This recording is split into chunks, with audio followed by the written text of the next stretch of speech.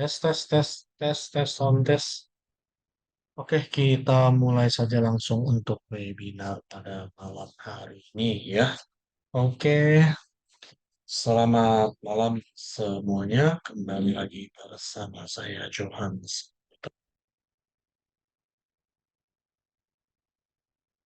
Oke, di awal minggu hari Senin ya, kita bahas lah ya. Kita masuk ke materi-materi trading seperti sebelum-sebelumnya ya. Oke, Senin Selasa ya mungkin teman-teman sudah pada tahu ya. Senin Selasa adalah materi biasanya ada market review ya, lalu ada live trading juga kadang. Namun untuk pada hari ini dan besok hari kita masih masuk ke materi-materi trading lagi. Oke. Nah, untuk tema pada malam hari ini itu tertera ada di layar kaca kita ya, layar kaca Bapak Ibu semuanya. Hari ini kita membahas tentang fundamental dasar dalam trading ya. Oke, Bapak Ibu semuanya, sebelum saya mulai acara pada malam hari ini, saya ingin sapa satu persatu dulu teman-teman kita yang ada di Zoom ya. Ada Bapak Ari Akbar Gumilang. Selamat datang, selamat bergabung Pak Ari Akbar.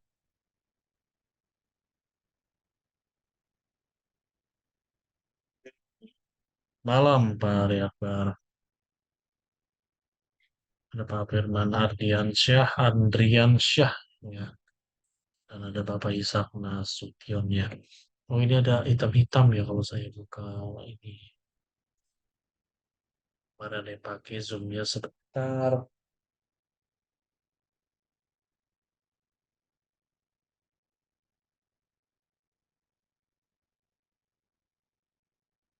Oke, sebentar ya saya sedang setting zoomnya dulu.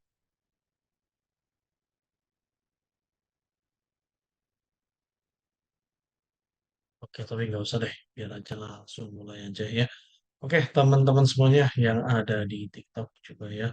Selamat bergabung teman-teman semuanya yang ada di TikTok juga.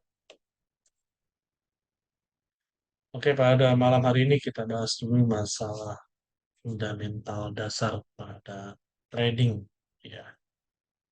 Oke, sebelum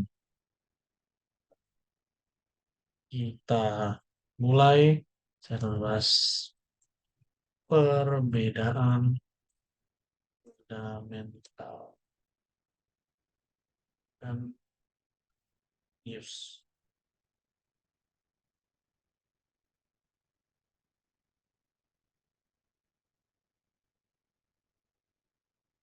Oke, nah sebelum kita masuk ke perbedaan fundamental dan news, adalah kita harus tahu dulu ya. Saya jelaskan secara lisan aja tidak apa-apa ya. Kalau memang fundamental dasar pada trading itu sebenarnya kita itu harus tahu dulu ya. Pertama, tahu tentang masalah interest rate ya atau suku bunga pastinya ya. Oke, suku bunga, lalu GDP, lalu data pengangguran dan lain-lain ya. Tapi biar teman-teman paham fundamental, fundamental dasar apa saja. Oke, pertama harus tahu tentang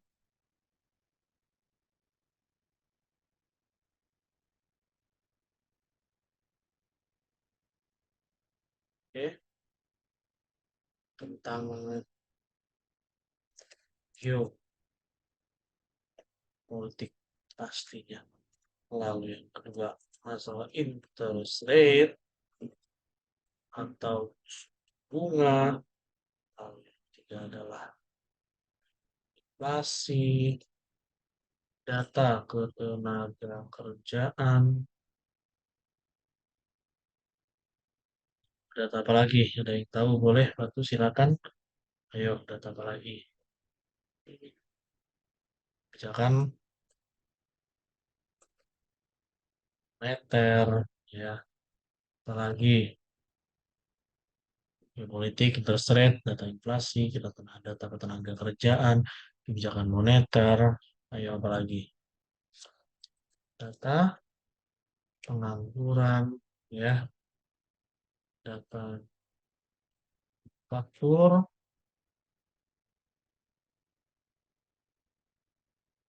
data ekonomi. Oke.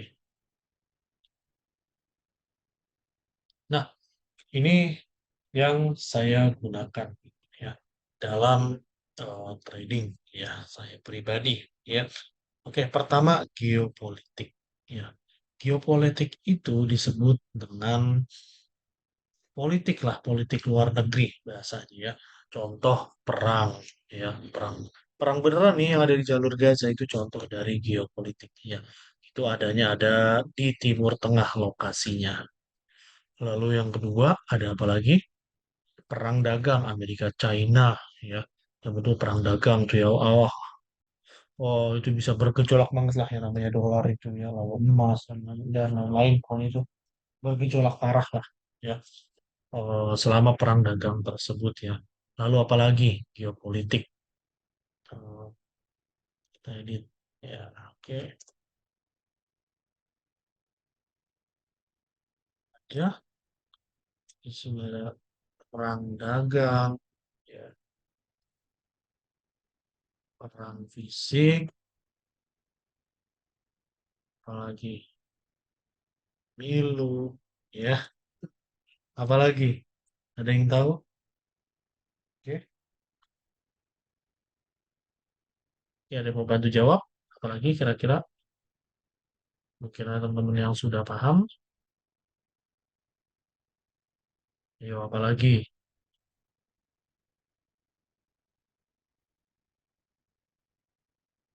ya, apalagi pemilu sudah. Ya teman-teman yang TikTok apalagi ayo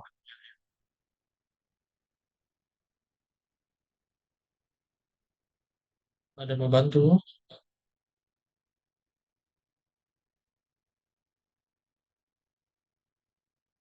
Apalagi kira-kira atau udah cukup sih gitu teman-teman yang di TikTok kira-kira apalagi cukup ya. Oke, bisa jadi juga seperti ya politik luar negeri ya, ya maksudnya atau kerjasama antar negara maupun organisasi seperti apa contohnya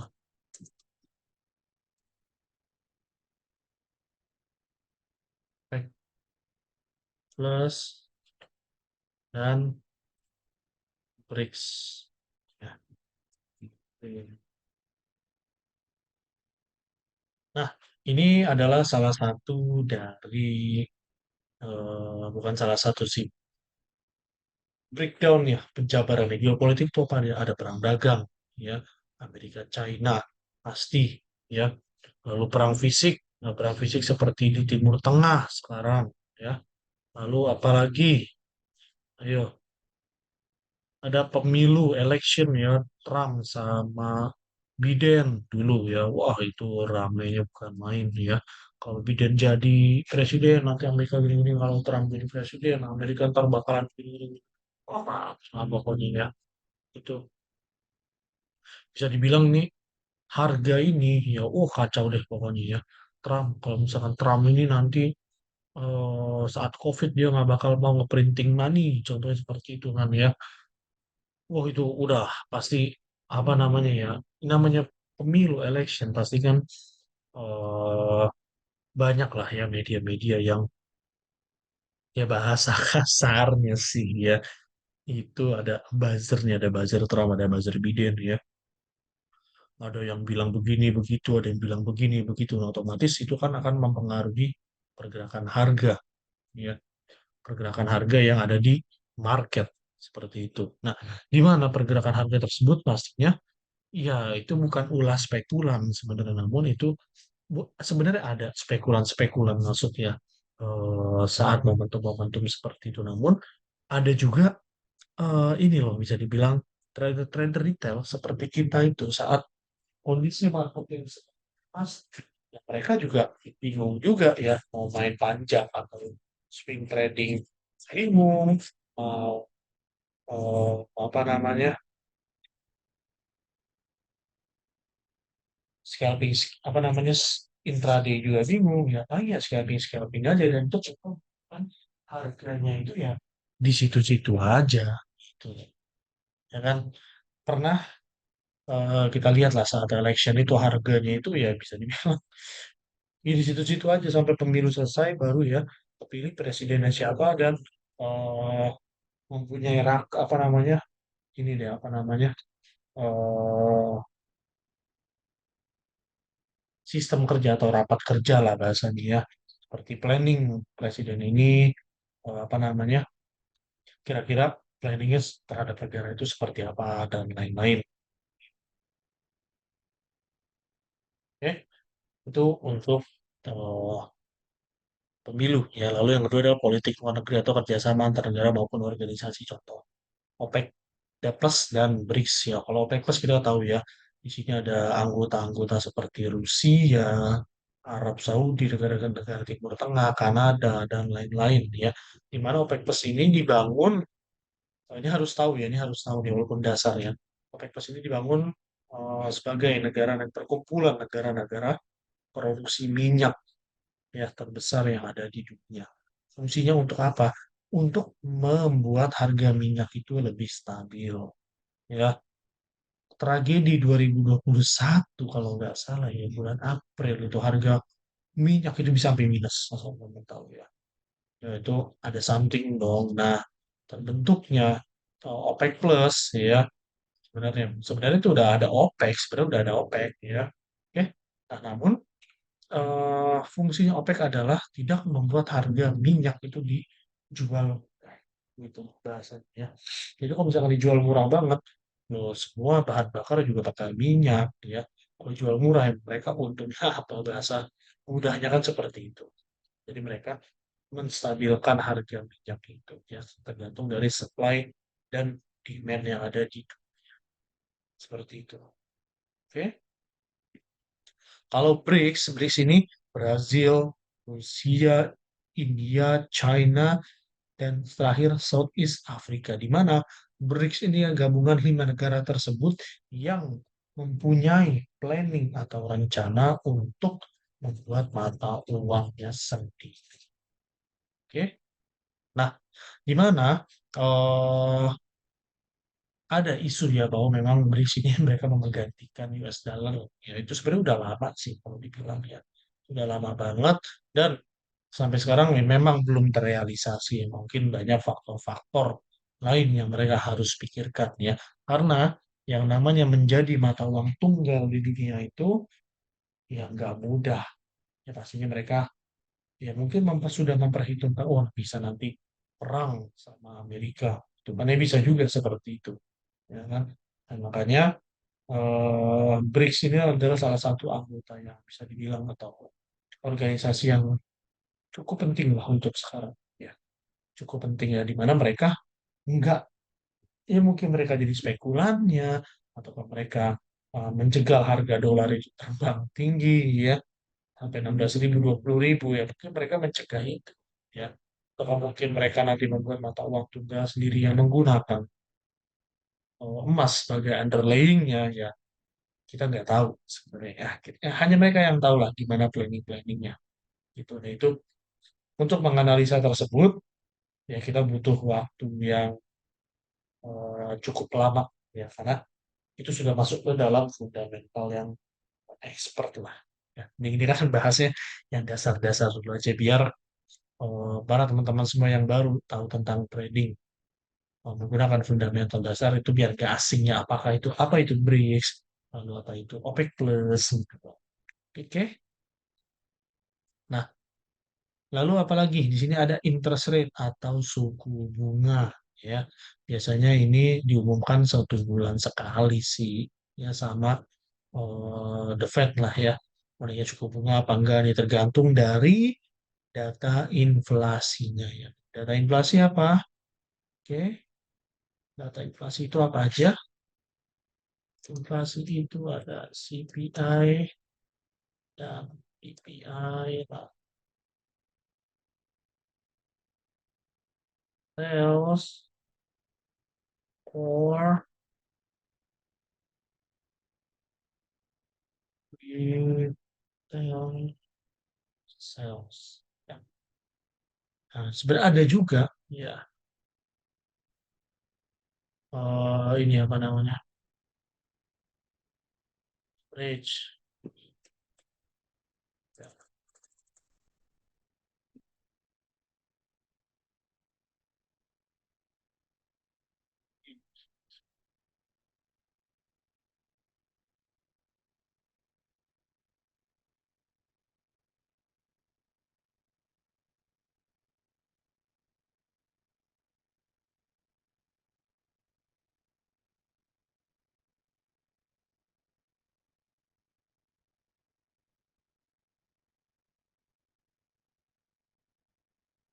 Oke, nah di sini ada CPI dan PPI ya, Core Performance Index dan Production Price Index ya, Core Price Index dan consumer, lebih disebutnya Consumer Price Index dan Producer Price Index, ya, di mana adalah CPI itu adalah harga perubahan ya, harga perubahan terhadap konsumen, Consumer Price Index, dan PPI adalah perubahan harga pada produsen. Di mana kalau produser atau produsen, sorry ya, produsen yang harganya itu naik untuk produksinya, otomatis semua harga yang ada di pasaran ya akan naik juga. Ya karena harga bahan baku ya naik.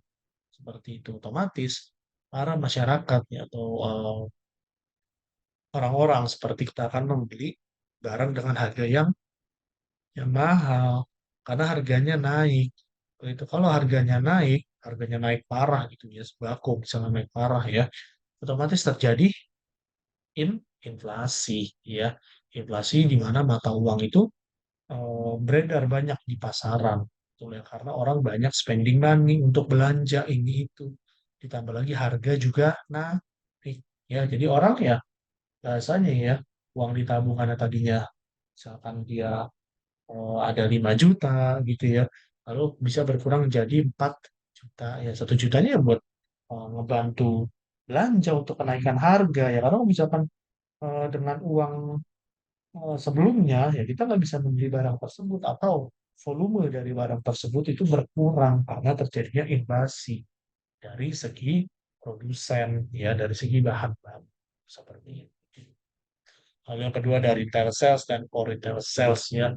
Core retail sales ini eh, saya suka kebalik, ke retail sales itu ada gabungan 20%-nya itu ada mobil gitu ya, termasuk dari kendaraan juga ya kalau dihitung berdasarkan retail sales dan core retail sales USD ya.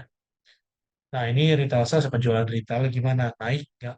Bagus, kalau bisa penjualan retailnya naik, bagus. Iya bagus. Gitu, ya. Berarti orang semakin mampu membeli barang yang ada di pasaran. Ya. Berarti ya hanya inflasi biasa aja. Bukannya stagnan. Ya, berarti orang spending money ya masih sanggup beli barang. Ya. Berarti barang ya laku di pasaran. Gitu. Simpelnya seperti itu aja. Kalau misalkan datanya bagus, bukan merah, ya berarti otomatis US dollar menguat gitu, seperti itu kan. Nah, berarti banyak orang-orang itu menggunakan US dollar itu untuk belanja gitu, untuk belanja mobil, belanja kebutuhan sehari-hari, ya seperti itu logikanya. Oke, lalu yang terakhir ada average hourly earnings, di mana ini rata-rata pendapatan per jam ya. Nah, kita tahu kalau misalkan di US itu di gajinya itu per jam biasanya. Oke, bukan per bulan seperti di Indonesia ya, walaupun saya untuk berapa US, tapi kebanyakan seperti itulah. Ini dibayar per jam ya. Rata-rata pendapatan per jam itu naik atau enggak? Kalau misalkan naik ya, ada dua kemungkinan sebenarnya. Yang pertama, eh, apa namanya? Kalau memang mereka spending uang gitu ya, kalau mereka spending uang karena gajinya naik harian ya per jamnya, ya mereka akan belanja lebih banyak ya.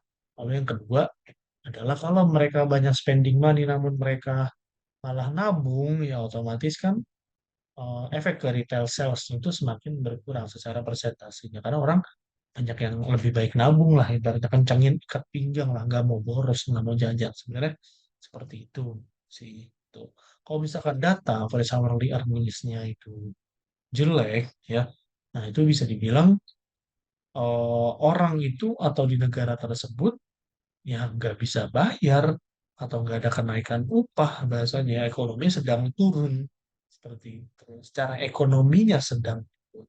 Kalau ekonomi turun apakah inflasi naik ya belum tentu juga tuh, ya tergantung bisa jadi malah inflasinya sedang mengarah ke turun ya karena memang tidak ada uang yang berputar secara bombastis atau secara cepat di pasar.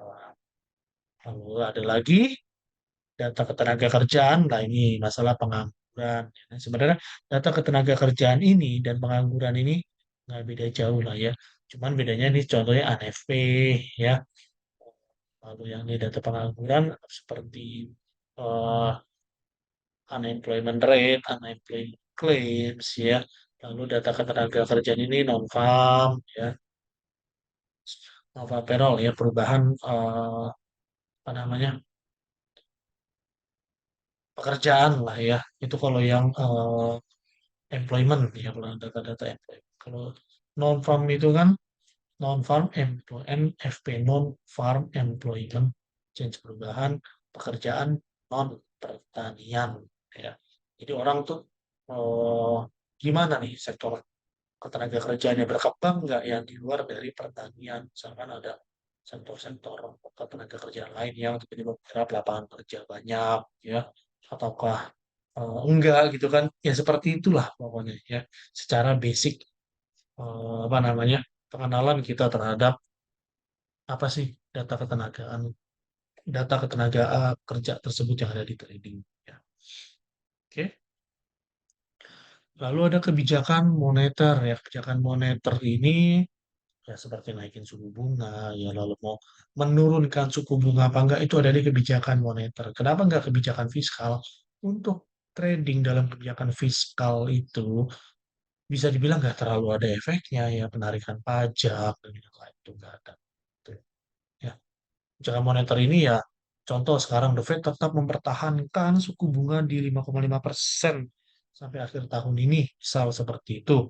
Nah ya udah berarti itu kebijakannya adalah suku bunganya tetap secara moneternya dan ada isu di 2024 bulan Mei nanti The Fed akan memangkas suku bunganya US dollar. Otomatis itu adalah kebijakan moneter juga yang di mana saat pemangkasan suku bunga ya otomatis ada pair lain ya, atau mata uang lain atau komoditi lain yang akan menguat seperti itu.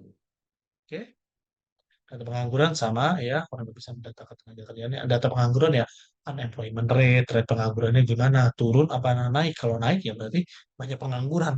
Kalau turun ya berarti pengangguran semakin sedikit. Ya, ada juga dari survei data ketenaga kerjaan, job opening, ya, survei dari JOLTS, lembaga JOLTS untuk pembukaan lapangan pekerjaan itu juga ada juga.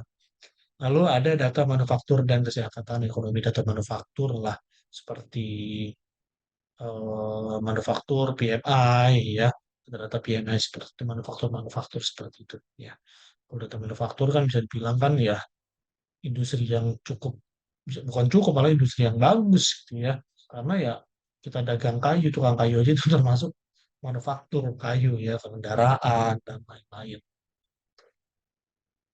oke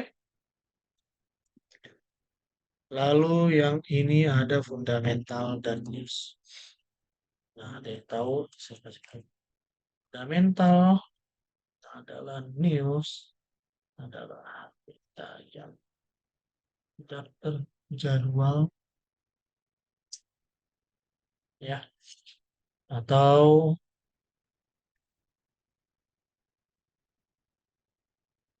yang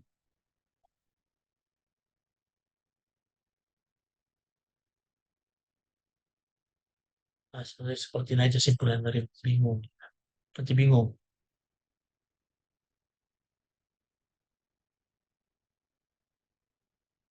ini terus Berita yang terjadwal.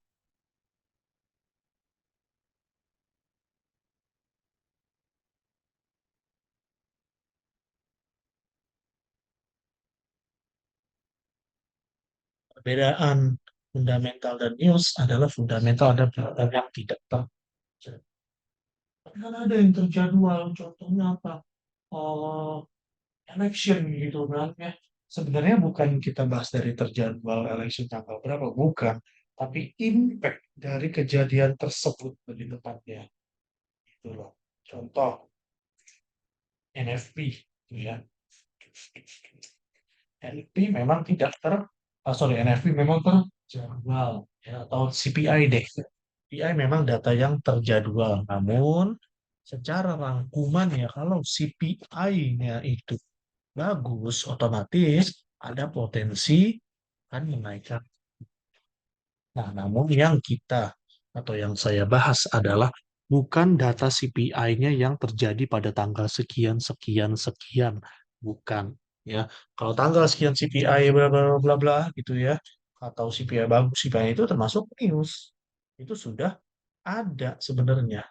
Itu sudah terjadwal. Itu termasuk news. Newsnya apa? NFP. Tapi hasil dari news itulah namanya fundamental. Rangkumannya apa? Oke, paham ini ya.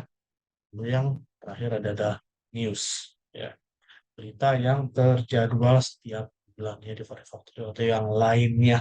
Contoh CPI, nah Employment Claims. Oh, banyak lah ya. PPI, detail, sales, detail, sales, dan lain-lain. Ya. Sebenarnya itu jadwalnya udah ada. Itu udah ada di situ. Dan kalau mau scalping mau apa, bagus, baik. Jelek, sell. Nah, gitu aja simpelnya. Nah, kalau fundamental itu kita harus mencari kesimpulan dari data-data news yang sudah keluar eh, beberapa bulan lalu atau yang keluar barusan atau kita gunakan sebagai indikator penguatan mata uang atau ini itu dan lain-lain dan pastinya selain itu fundamental itu contoh seperti apa geopolitik perang dagang perang fisik lalu politik apa namanya dari OPEC dan BRICS ya sebuah organisasi ya mereka kan ibaratnya ada yang terjadwal seperti OPEC ya namun itu sebenarnya bukan news tapi itu fundamental ya kadang bisa dibilang rapat-rapat tertentu itu kan ya suka random aja. Tiba-tiba ada rapat karena memang harga minyak ini sedang turun. Jangan sampai mana harga turun. Ya rapatnya tanggal 26. Ya, tiba-tiba tanggal 26 kemarin diundur jadi tanggal 30 ya. Nah, itu baru sebuah fundamental yang kita rangkum nanti bagaimana hasil rapatnya. Seperti itu, teman-teman semua. Oke? Oke, silakan dicatat di screenshot atau mau di screen record juga nggak masalah. Oke, kira-kira ada yang mau ditanyakan?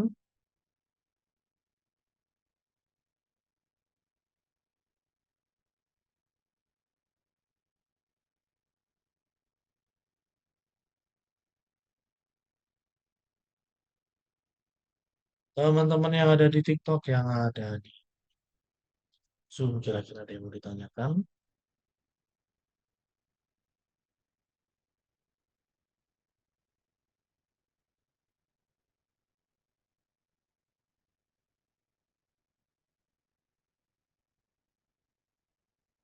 Sudah paham, Pak? Oke, kalau gitu, baiklah kalau sudah paham. Yang lain gimana? Di TikTok, teman-teman, nggak ada yang mau ditanyakan kah?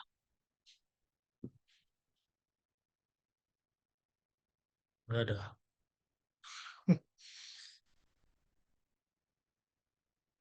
Oke, nggak ada. Di TikTok yang ada yang mau ditanyakan ya. Oke, kalau begitu jika tidak ada yang mau ditanyakan teman-teman semuanya, nanti video ini akan saya upload di YouTube Education ya. Oke, di mana nanti teman-teman bisa melihat hasil recording funda- bukan fundamental, ya, but recording dari pembelajaran kita selama ini ya. Oke, kalau gitu teman-teman semuanya yang ada di TikTok dan yang ada di Zoom, saya pamit undur diri. Jika memang tidak ada pertanyaan, ya nanti tolong tonton di YouTube aja. Kalau memang apa namanya, tidak ada yang mengerti atau mungkin tidak ada yang paham ya, atau bisa tiba-tiba lupa ya mau nanya tapi udah selesai acara Zoom ya. Oke, oke kalau gitu terima kasih teman-teman semuanya yang ada di TikTok ya, maupun yang ada di Zoom ya.